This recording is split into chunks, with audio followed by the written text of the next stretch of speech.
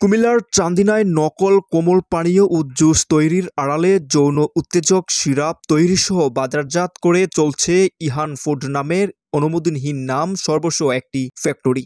স্থান পরিবর্তন করে বিভিন্ন বাড়ি ভাড়া নিয়ে ওই ফ্যাক্টরি পরিচালনা করে আসছে হাসান গাজী নামের এক ব্যক্তি।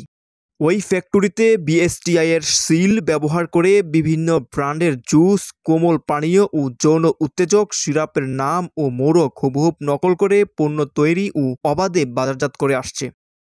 গোপন সংবাদের ভিত্তিতে রবিবার 10 আগস্ট বিকেলে উপজেলার হারং ভূঁইয়াবাড়িতে ওই ফ্যাক্টরিতে অভিযান চালায় ভ্রাম্যমাণ আদালতের নির্বাহী ম্যাজিস্ট্রেট ও উপজেলা সহকারী কমিশনার ভূমি ফয়সাল আল নূর।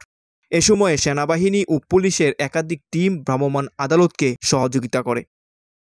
অভিযানে 5,000 নকল স্টিকারযুক্ত কোমল পানীয়, 4,000 বোতল নকল জিনসিন প্লাস যৌন উত্তেজক সিরাপ জব্দ করা হয়। এছাড়াও ওইসব তৈরির কাঁচামাল ও মেশিন জব্দ করা হয়।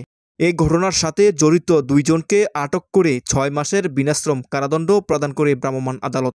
আটককৃতরা হল কুমিল্লা সদর থানার বাগিচাগাঁও এলাকার কামাল হোসেনের ছেলে মোহাম্মদ খায়রুল ইসলাম অপু ও মজিবুর রহমানের ছেলে মোহাম্মদ আল আমিন।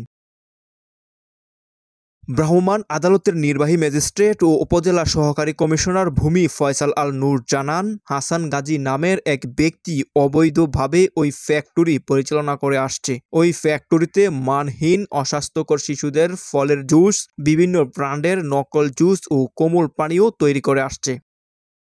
পাশাপাশি জিনসিন প্লাস নামের একটি কোম্পানির মোড়ক হুবহুব নকল যৌন উত্তেজক সিরাপ তৈরি করে আসছে। বেশ কয়েকদিন যাবৎ আমরা খোঁজ নিয়ে ওই ফ্যাক্টরির সন্ধান পাই। অভিযান চালিয়ে অনেক অস্বাস্থ্যকর খাদ্য, পণ্য ও কাঁচামাল ধ্বংসসহ জব্দ করা হয়েছে।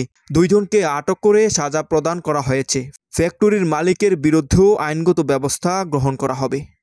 সুহেল রানা, মাই চান্দিনা।